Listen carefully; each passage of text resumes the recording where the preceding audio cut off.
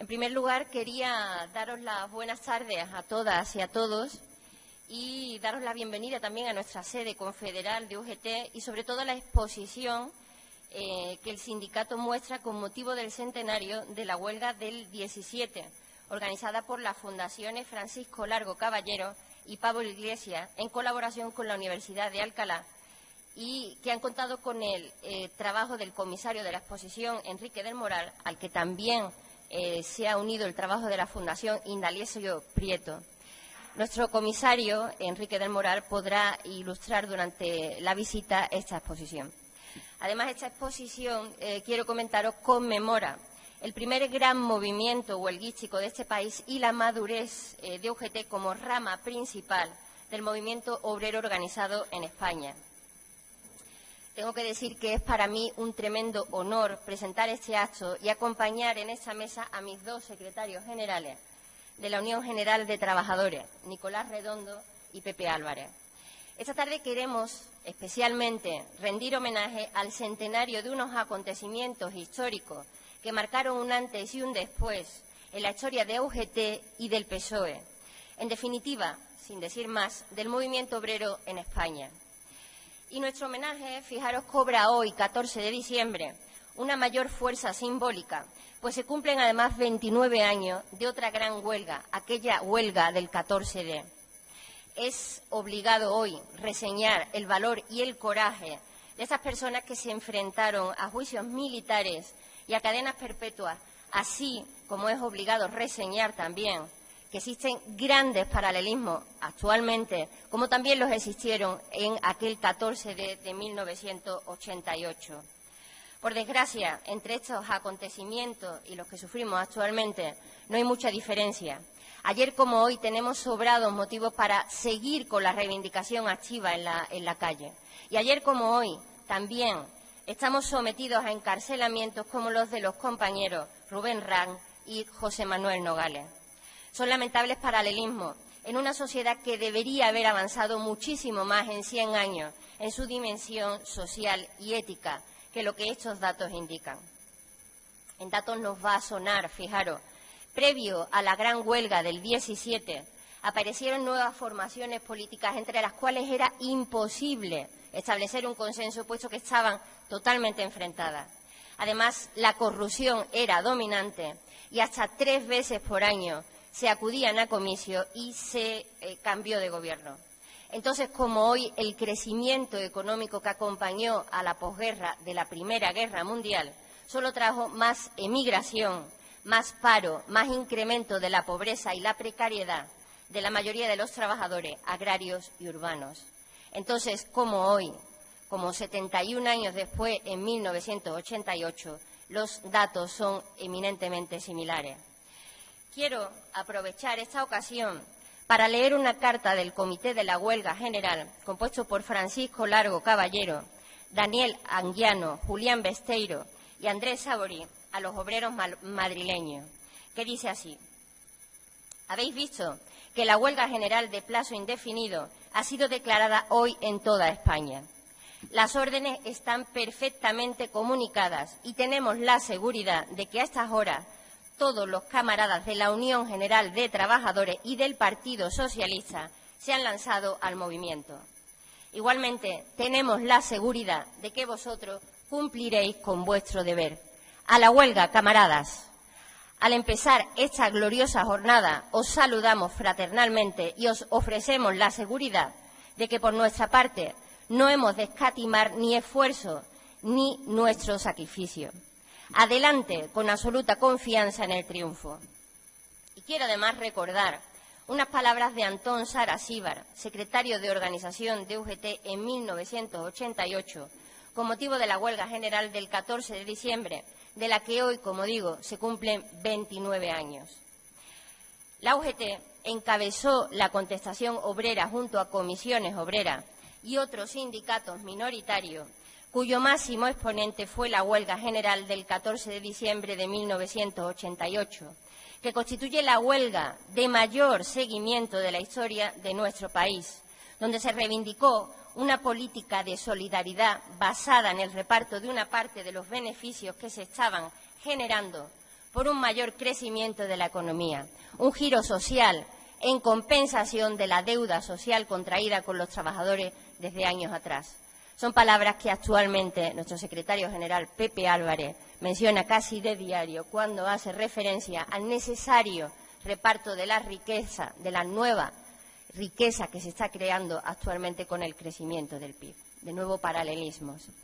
Y sin más, quiero darle la palabra a mi secretario general, Nicolás Redondo, que a buen seguro tiene más conocimiento de causa que yo de esta huelga general del 14 de diciembre y que nos podrá ilustrar muchísimo mejor de lo que fue aquel entonces, aquel 14 de esa situación. Nicolás, cuando quieras.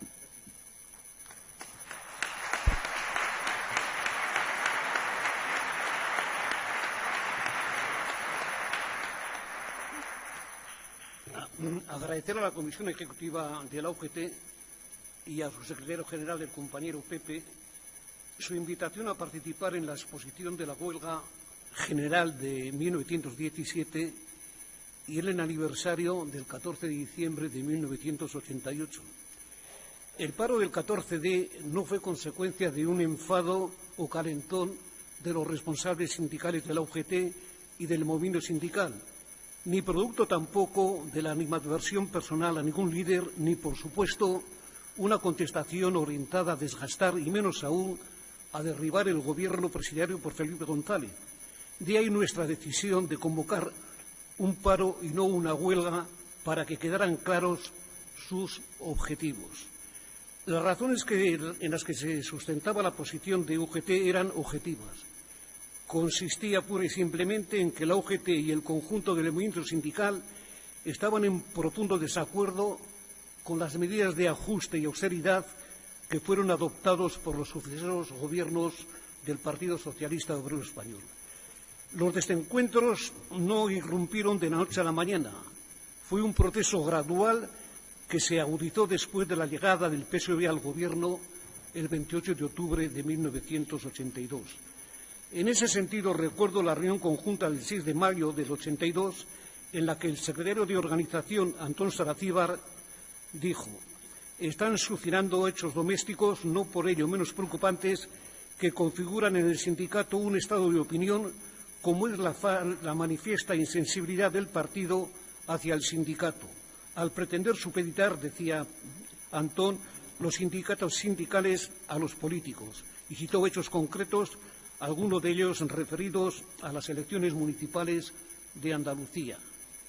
El secretario general del partido, Felipe González, a su vez manifestó percibir serias dificultades de comunicación entre ambas ejecutivas, manifestando que no merece la pena al partido ganar las elecciones si tiene que soportar el precio del enfrentamiento con la UGT. Alfonso Guerra expuso: «Estas diferencias ya han sido captadas. Existe un peligro potencial de que sectores interesados se aprovechen de esas diferencias». Por mi parte, expuse mi preocupación por lo que ocurría estando aún el partido en la oposición y cuáles podrían ser estas relaciones una vez el partido llegado al Gobierno. En julio de 1982, la Unión Provincial de UGT de Madrid convocó una asamblea de afiliados en la que intervinimos, entre otros, Felipe González, secretario general del partido, y yo, como secretario general de la UGT. En mi intervención manifesté que el sindicato, dado los graves problemas económicos que atravesaba el país, no exigirá un cambio social aquí y ahora. Y decía: se necesita tiempo y participación de los sindicatos, de los trabajadores, ya que de no ser así se ganarán las elecciones, pero no cambiarán las relaciones de poder. Sin que estas reflexiones supongan confianza o desconfianza hacia el Gobierno, decía, debo decir que todos conocemos a partidos socialdemócratas de nuestro entorno que en la oposición multiplican las promesas de cambio y, una vez llegados al poder, se manifiestan como partidos de orden, pasivos ante el poder establecido. En cuanto a Felipe González, este decía: a veces he dicho con un poco de sorna, espero que tengan comprensión con nosotros los compañeros de la UGT al mismo nivel, al menos, de la que han tenido con los gobiernos anteriores. Y luego decía: y ya me ha corregido Nicolás, porque ha apuntado algo que tiene sentido. Con el partido habrá que ser más exigentes si gobierna que con un gobierno de la UCD, porque habrá que esperar más del partido que de un gobierno de derechas. Y tenía razón, decía Felipe. En su intervención, que se aplaudió, que aplaudí con entusiasmo y con la que ningún socialista podría estar en desacuerdo, proclamaba: a cualquier ministro se le puede seguir la pista para comprobar que del Consejo de Ministros se va al Consejo de Administración de una gran empresa. Es decir, seguía diciendo, que no sale de ese círculo de poder. Nosotros tenemos que producir un espectáculo nuevo, público, la de un ministro que sea capaz de salir del Consejo de Ministros e irse a casa, a su trabajo, olvidándose de cualquier otro problema. Si logramos cambiar ese esquema, habremos superado uno de los mayores problemas de la historia de España, el control oligárquico del poder político y del aparato del Estado. Habremos hecho esa operación que algunos llaman, no sé si dándole todo el fondo que tiene, la nacionalización del Estado. Esto decía Felipe. Ante las elecciones legislativas del 28 de octubre de 1982, la UGT, proclive a la alternativa de gobierno del PSOE, mantuvo una serie de reuniones tendentes a llegar a acuerdos concretos de su programa electoral a cambio del apoyo del sindicato. En estas elecciones supusieron un gran triunfo del PSOE, 202 diputados, 107 Alianza Popular, 11 UCD, 4 PC, 2 el partido de Adolfo Suárez. La oposición política quedó barrida, sin capaz de ejercer la función que le correspondía. Por una parte, fue un gran triunfo de la democracia, en la que quedaba superado cualquier intento involutivo como el del Tejero en 1981, y en la que, en mi opinión, se culminó todo lo que fue el proceso transitorio. En el año 84, el Gobierno propuso negociar el acuerdo económico y social con propuestas referidas al mercado de trabajo, que eran totalmente, bajo nuestro punto de vista, favorables a los empresarios. Otro elemento significativo de aquel acuerdo fue el intento de realizar una reforma del conjunto de la seguridad social. A tal efecto se creó una comisión tripartita. Dicho objetivo fracasó, fundamentalmente porque en lugar de una reforma global sobre la seguridad social, el Gobierno solo estaba dispuesto a negociar una ley sobre pensiones. Ley de pensiones que llevó a manifestaciones convocadas por UGT y comisiones obreras y a este último sindicato a convocar la huelga general de 1985, que tuvo un gran seguimiento. A mí, como diputado del PSOE, me obligó a romper las disciplinas del grupo parlamentario votando en contra de la proposición de ley. Y así llegamos a las elecciones de 1986, donde, a pesar de los enfrentamientos con el Gobierno socialista y de la poca confianza de la UGT en él, con el único fin de evitar lo peor, la llegada al Gobierno de un Gobierno de derechas pidió una vez más el voto para el Partido Socialista, participando con sus afiliados en la campaña electoral.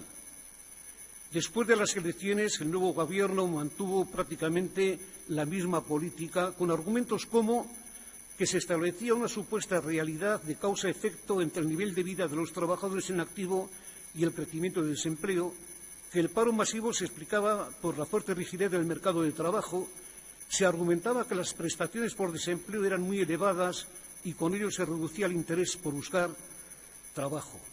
¿Quién no recuerda el sofisma de los gobiernos socialistas que, con una pregunta connotada que hacía necesaria la respuesta, decían: ¿qué es mejor, un parado o un precario? ¿Qué es más socialista, reducir la inflación o aumentar los salarios? Eran falsas antinomias, ya que ni se reducía la inflación ni aumentaban los salarios. Lo único que aumentaban eran los beneficios empresariales, como así lo proclamaba sin ningún rubor algún ministro cuando manifestaba que España era el país donde se podía ganar más dinero en menos tiempo. Había ministros que defendían una socialdemocracia, eso sí, sin sindicatos, de que sin pactos sociales se podrían lograr aumentos salariales más bajos y con menor inflación, que de seguir la estrategia de los sindicatos era un desastre para el país y para el partido de este en el Gobierno. En definitiva, creo yo que era la aplicación de una política social liberal. Esto era de un liberalismo, puede ser de izquierda, pero que en definitiva era liberalismo. Lamentablemente, nada se aprendió del pasado para mirar el futuro, un futuro cargado de malos presagios, dado el malestar social que los trabajadores, que según iba avanzando el año 1970, se iba extendiendo, y se iba extendiendo a otras capas sociales que podríamos calificar como de clases medias.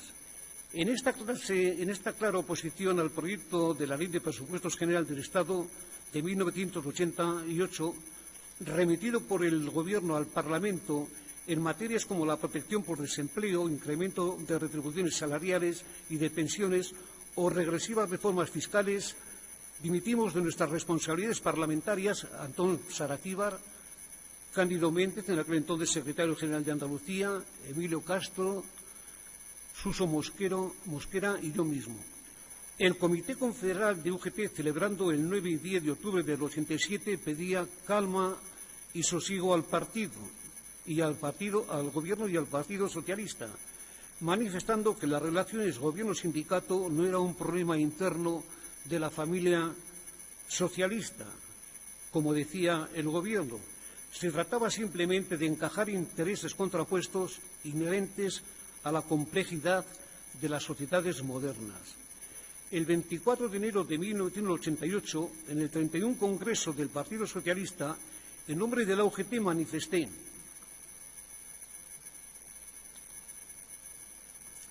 el sindicato tiene una posición reivindicativa a la que nunca podrá renunciar.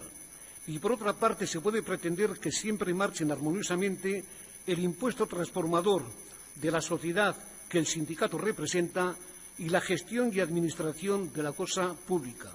Y reiteré ante los sindicatos de dicho Congreso que si todo lo que esperábamos del Gobierno socialista lo teníamos que pactar con los empresarios, era mejor quedarnos con las manos libres.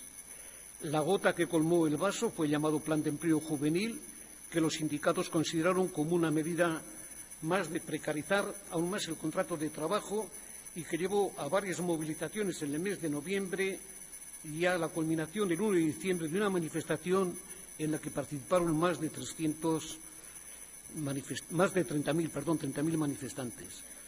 La unidad de acción sindical cada vez más estrecha ha sido patente en el documento Junto Podemos, redactado conjuntamente por las direcciones de UGT y comisiones obreras, llamando a un paro general del 14 de diciembre, a lo que se dio en definir como un giro social. Y yo, por respeto al socialismo, no quisiera de verdad entrar en las múltiples agresiones que sufrió el sindicato por parte de algunos ministros y componentes del partido. Y lo digo por el pleno respeto que me corresponde como socialista a un socialismo y a ellos mismos. El Gobierno negoció también con un sindicato minoritario, la CESIF, el problema de los funcionarios y firmó acuerdos con una famosa, casi inexistente, que todo el mundo recordará, Asociación Cultural Unión Democrática de Pensionistas, dejando al margen las federaciones de pensionistas de comisiones y de la UGT, acuerdo que la UGT denunció ante la OIT. Fueron miles y miles de electores y militantes socialistas los que apoyaron el posicionamiento de los sindicatos. Y entre ellos también, ¿por qué no?, apoyaron Izquierda Socialista, que era un partido, efectivamente, una parte sensible del Partido Socialista Obrero Español, el Partido de Acción Socialista, el PASOK, e Izquierda Unida.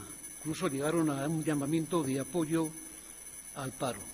En el plano internacional, el secretario general de la CIOLS llama la atención a Felipe González para que imponga la calma en el Gobierno y en el partido de cara a la huelga del 14D y le pide que pare la escalada de dramatismo verbal contra los sindicatos. Decía el secretario general de la CIOLS: yo les pediría un poco de racionalidad, que detengan los intentos de politizar una huelga que es puramente sindical. Y la Comisión Ejecutiva de la Confederación Europea de Sindicatos, en una resolución de urgencia, pidió el apoyo al paro del 14D, cuyas reivindicaciones, decía, eran muy semejantes al resto del movimiento sindical europeo. Todas las instancias sindicales internacionales conformadoras de una sociedad democrática rechazan asombradas y sin dudarlo la supuesta inspiración que decían a último comunista del paro general. Se nos motejaba y se decía, y hubo en ese sentido que a último Antón recordará con las reuniones con Craxi y con el presidente del Partido Socialista, realmente socialista alemán. Meses antes del Congreso de la CIOS, celebrado en Australia el 14 de marzo del 88, la delegación de UGT en dicho Congreso pidió, en homenaje a la celebración del centenario del sindicato, que su próxima reunión se celebrara en Madrid, fijando las fechas de tal reunión en los días 13, 14 y 15 de diciembre del 98.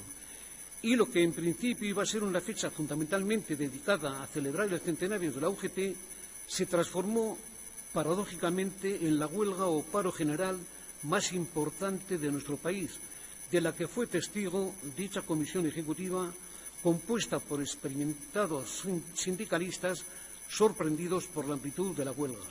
Se nombró un comité de huelga compuesto por dirigentes sindicales de UGT y comisiones obreras y con un plan minuciosamente elaborado por ambas centrales sindicales tendentes a organizar y a seguir la huelga minuto a minuto. Sabiendo que Madrid era fundamental a la hora de evaluar el éxito o fracaso de la convocatoria, dividieron Madrid en 20 zonas con 20 piquetes informativos compuestos cada uno de ellos por 400 sindicalistas. Eran 8.000 sindicalistas los que conformaban pacíficamente los piquetes informativos. Igualmente, minutos antes de las 0 horas del día 14, 80.000 miembros de las centrales sindicales formaron los piquetes informativos en toda España y un pequeño grupo de sindicalistas, entre los que estaba el miembro de la Comisión Ejecutiva, Apolinar Rodríguez, se desplazaron al centro de emisión de Navacerrada para asistir al momento en el que algunos trabajadores de televisión cortaron las emisiones y colocaron las pantallas en negro. El seguimiento de la huelga significaba efectivamente un profundo, realmente, éxito. Y fue, además, tuvo un método con un éxito internacional.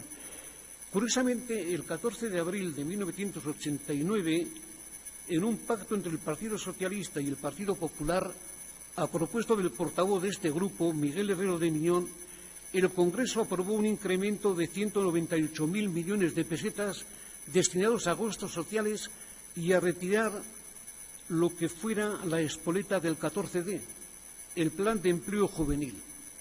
Los sindicatos, aun estimando positivas esas medidas, las calificaron de insuficientes, reclamaron el necesario giro social.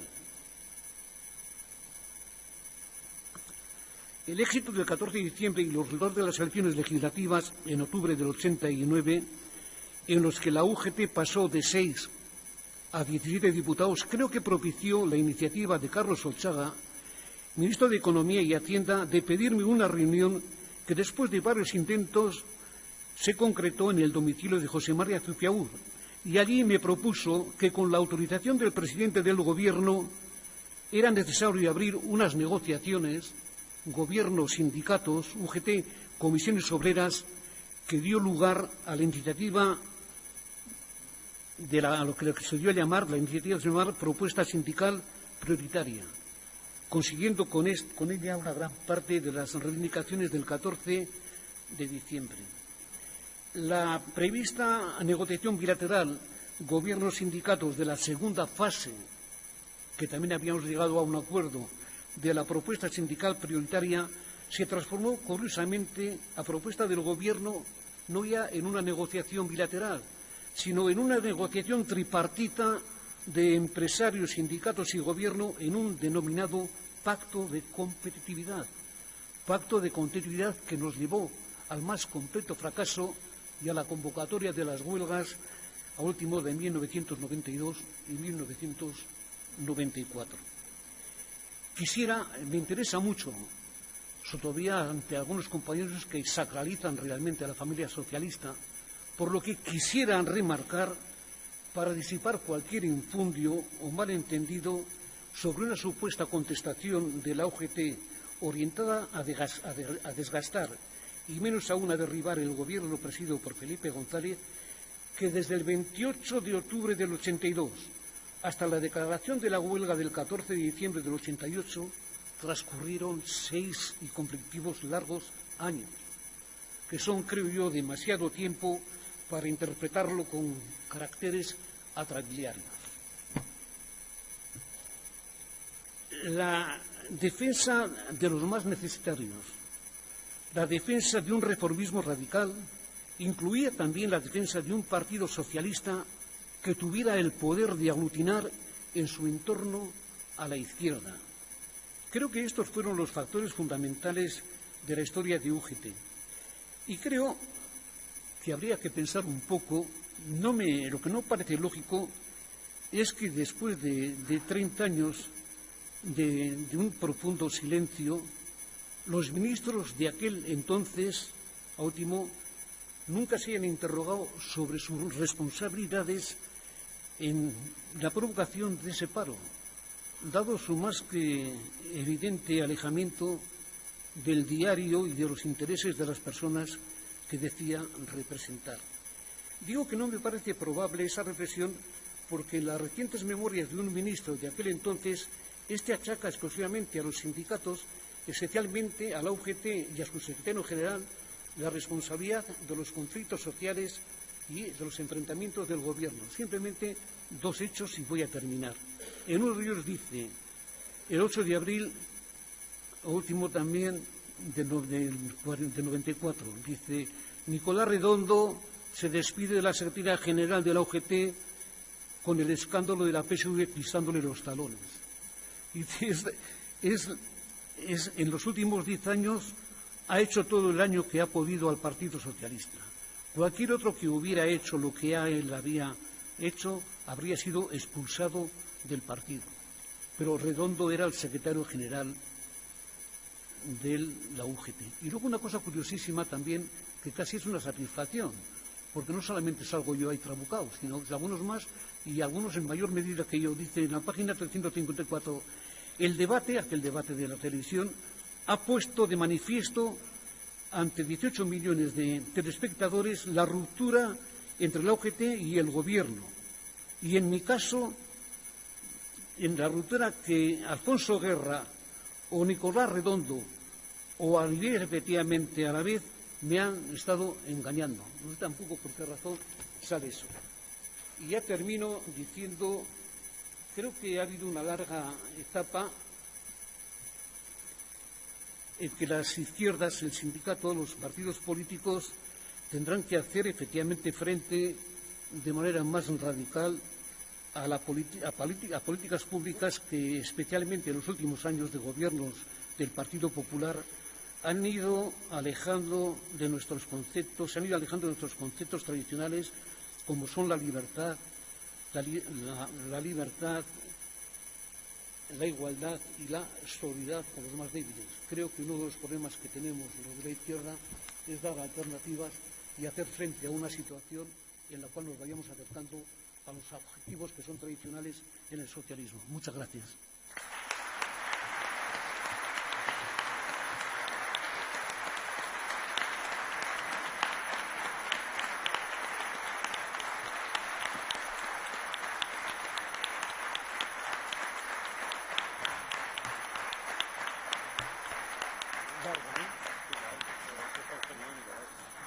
Bueno, muchas gracias, Nicolás, por tu excelente relato de lo que fue el pasado, esos controvertidos momentos especiales y que forman parte importantísima de la historia de la UGT. Y, bueno, agradecerte, desde luego, el papel sólido que en aquellos momentos mostró la UGT, que hoy, con la perspectiva histórica, quedan más patentes y más claros. Pero bueno, también, como decía Pepe el otro día, somos memoria histórica, somos pasado también, somos presente y futuro. Por eso quiero darle la palabra a nuestro secretario general, Pepe Álvarez. Pepe, cuando quiera. Buenas tardes a todas y a todos. Muchísimas gracias por vuestra asistencia, a los miembros de las comisiones ejecutivas de la UGT que nos acompañáis, muy especialmente al compañero Cándido Méndez, al delegado de la OIT en España, al compañero Joaquín Nieto,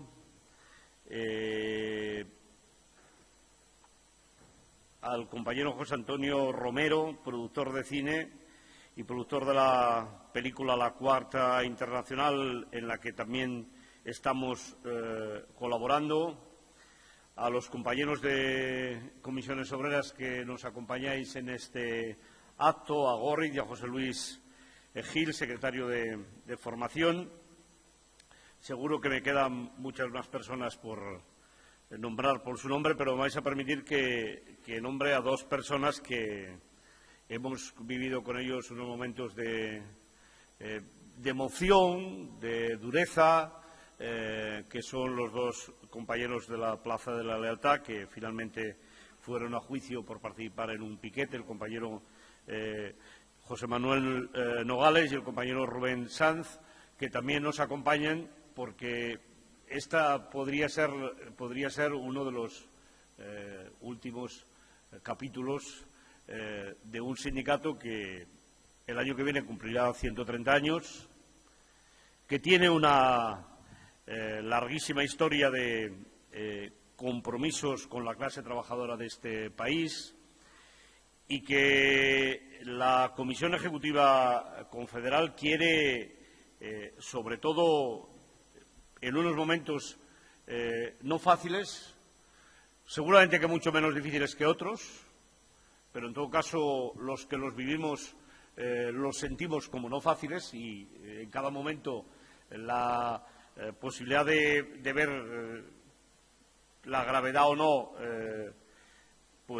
siempre depende mucho del momento histórico en el que se analicen. Ya veremos dentro de unos años los historiadores que dicen de este momento, pero en todo caso creemos que una organización con un historial como la nuestra tiene que recuperarlo, tiene que sacar músculo con esta parte de la historia de nuestro país en la que hemos estado implicados a fondo y ser capaces a partir de aquí de tener la fortaleza suficiente para poder encarar el futuro. Esta exposición se inauguró el día 6. Aprovecho para agradecer la presencia del comisario de la exposición, de Enrique Moral, que nos acompaña. No pudo acompañarnos el día que se inauguró la exposición. Quería yo, en todo caso, y desde la Comisión Ejecutiva Confederal, no tanto hacer la inauguración de la exposición, que ya se ha hecho, sino aprovechar la fecha del 14 de diciembre para poder rememorar una parte más de la historia de nuestra organización. En estos 130 años de historia hay una parte de la historia que es propia quiero decir que la hemos desarrollado solos como organización sindical. En la UGT confluían todas las corrientes y todos los pensamientos del sindicalismo en aquellos momentos. Hay otras partes de la historia que las hemos ido compartiendo. El otro día estábamos con los compañeros de Política Internacional mirando un poco la historia del movimiento sindical en el continente europeo, sobre todo a raíz de que los británicos cumplen 150 años y seguramente que, a falta de alguna corrección que pueda llegar a última hora, somos la segunda organización más antigua del continente europeo, y creo sinceramente que eso es algo que nos tiene que hacer sentirnos orgullosos y sobre todo responsables del futuro inmediato. Hay fechas que marcan un antes y un después, y es evidente que la huelga general del 17 marcó un antes y un después. Seguramente que cuando nos toca analizar de manera inmediata la historia, estos hechos que siempre son y constituyen grandes movilizaciones que en el momento en que se producen son muy discutidas. Hay quien incluso intenta sacarle relevancia y poner de manifiesto, como se pone en los últimos años, ya se ponía en el 88 también, que las huelgas de qué sirven. Las movilizaciones de estas características, ya sea la huelga revolucionaria del 17 o la huelga o el paro general del 88, es evidente que dieron frutos y dieron resultados. No reconocidos seguramente en aquel momento, tiene que pasar más tiempo y la historia los tiene que reconocer. Es evidente que la huelga del 17 tenía mucho que ver con la conquista estricta del Estado de Derecho. Es evidente que ni el sufragio universal masculino era libre y democrático. Solo pensar la cantidad de personas que vivían en el medio rural y el control caciquil del medio rural nos daba una idea de hasta qué punto eso no podía considerarse unas elecciones democráticas y con garantías. El propio papel del Ejército, los pronunciamientos militares en aquellos momentos, creo que también ponen de manifiesto hasta qué punto aquella huelga después desembocó en otros acontecimientos que, si no hubieran venido precedidos de otros después, seguramente que hubieran situado a nuestro país en una situación sustancialmente diferente de la que nos ha tocado vivir a la mayoría de los ciudadanos y las ciudadanas de nuestro país que hoy estamos presentes. En todo caso, creo que la huelga del 88, como tan gráficamente ha explicado Nicolás, yo estaba pensando en el año 88, en lo que estaba explicando Nicolás. Creo que además ha sido muy prudente a la hora de explicarlo, como él es en toda su vida, austero, sin otorgarse ni siquiera el más mínimo mérito a la situación que vivimos, pero yo, que la recuerdo perfectamente, con responsabilidades en el sindicato, no de primer nivel, pero con responsabilidades en el sindicato, Nicolás, creo que puedes sentirte, la dirección de la Confederación, pero personalmente tú puedes sentirte orgulloso porque en primera persona has tenido la ocasión de poder vivir uno de los acontecimientos más importantes y más trascendentes de la historia reciente de nuestro país. Sin el paro general del año 88, con toda seguridad, ni el sindicalismo en nuestro país hubiera ido en la dirección en la que fue, ni seguramente la UGT hoy sería lo que es, ni los derechos, muchos de ellos que perdimos en esta última etapa, que posteriormente se consiguieron, se hubieran podido conseguir. En todo caso, a mí me parece que la huelga del 17 marcó un antes y un después, la huelga del 88 marcó un antes y un después. Con toda seguridad, pasas la historia de 70 años en 70 años, es una visión muy injusta de lo que ha sido la historia.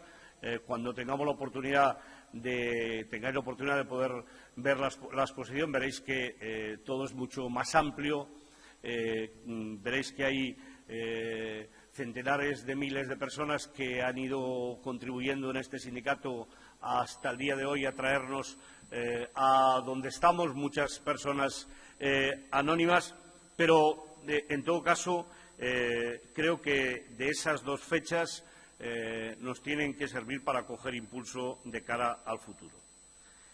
Vamos a cumplir 130 años.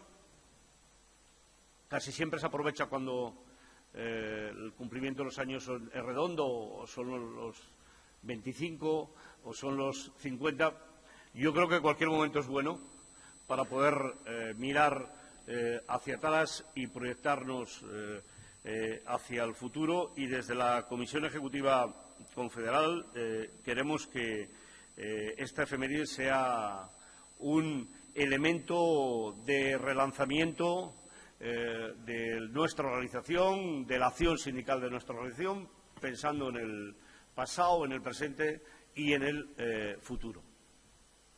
Queremos recuperar el pasado y queremos recuperar la memoria de todas aquellas personas que a lo largo de la historia han sido víctimas de represalias, han sido víctimas asesinadas durante la guerra civil, durante la dictadura y antes. Y en ese sentido vamos a hacer un trabajo a fondo, todo lo que nos permita los medios que tengamos como organización y todo lo que nos permitan los familiares vivos de las personas que han padecido estas situaciones.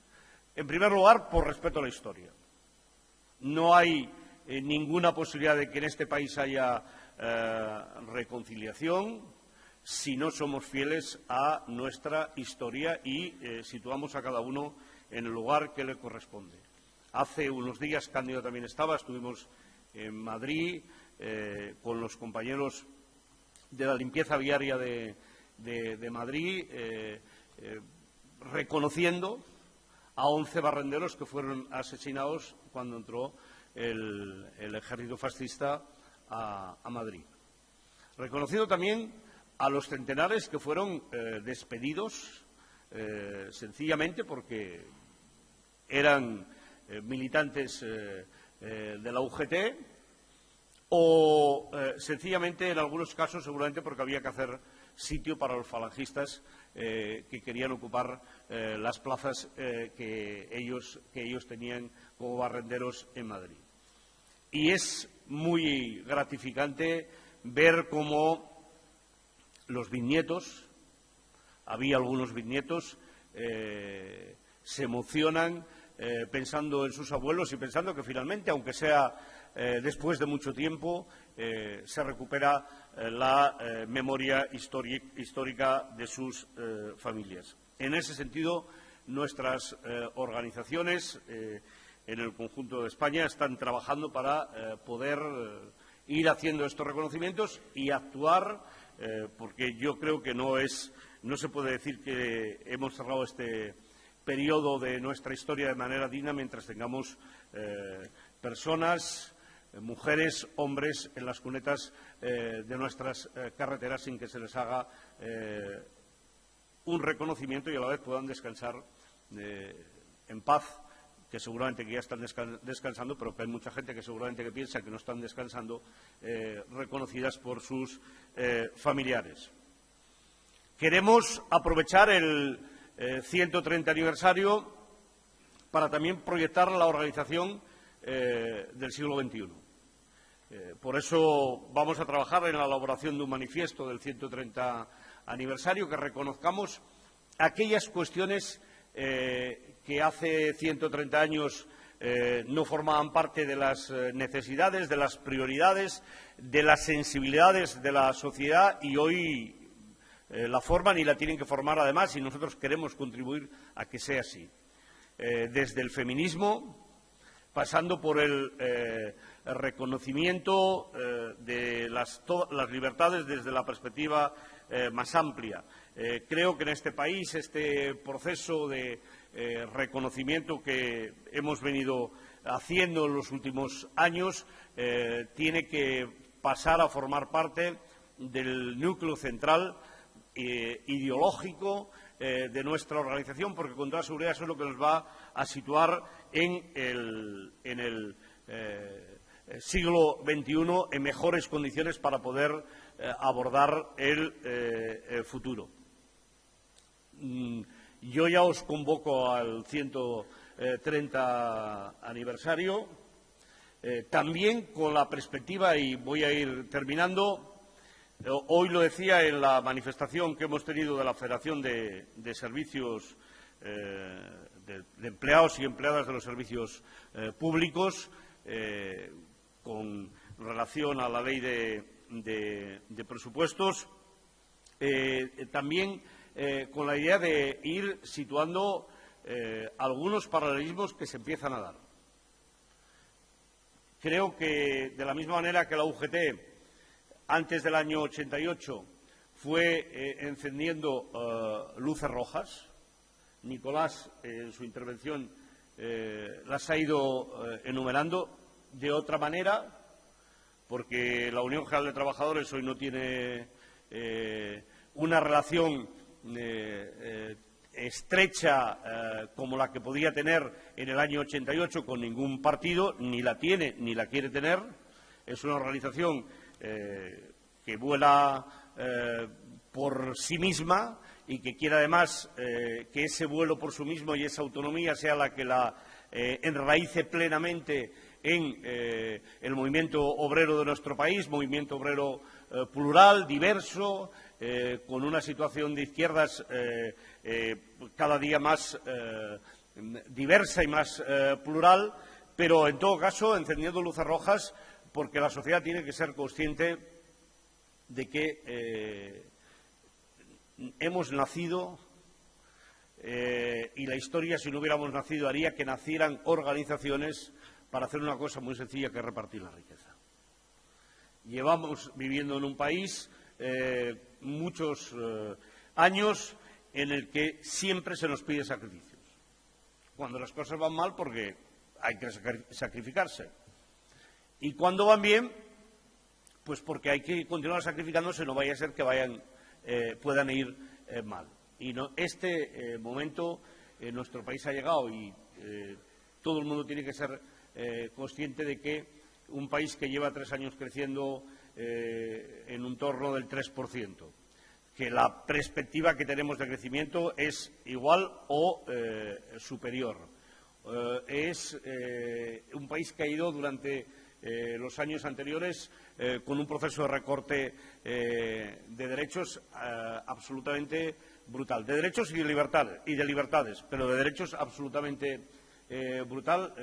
Cuando hay un proceso como el que estamos viviendo, es un país que tiene que empezar a repartir la riqueza que se está generando. Y hoy, compañeros y compañeras, todos sabemos que en relación con el principio de la crisis, en realidad, aquella primera idea que se nos lanzó de que era necesario hacer una bajada de salarios como consecuencia de que ya no podíamos hacer una devaluación de la moneda si no recuerdo mal, de en torno al 25%, que es lo que se decía entonces, en realidad se ha hecho.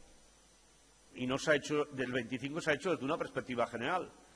Pero hay a colectivos que han entrado a trabajar en el último periodo, que estamos hablando seguramente de una devaluación salarial de en torno al 40%. Y eso no se puede mantener en el tiempo. En ese sentido, creo que también el recuperar la historia, aquellos momentos, ver cómo fuimos capaces de encontrar salidas, también nos tiene que acompañar en estos momentos a empezar a trabajar en alternativas que nos puedan hacer sencillamente cumplir nuestra obligación, que no es otra que repartir la riqueza, que no es otra que servir a los intereses de las personas más desfavorecidas, que decía antes Nicolás, y que hoy no son solo las personas que tienen una pensión de miseria, no son solo las personas que están desempleadas, sino que son muchas personas que tienen trabajo y que, a pesar de tener trabajo, continúan siendo pobres. Muchísimas gracias a todos y a todas por vuestra asistencia.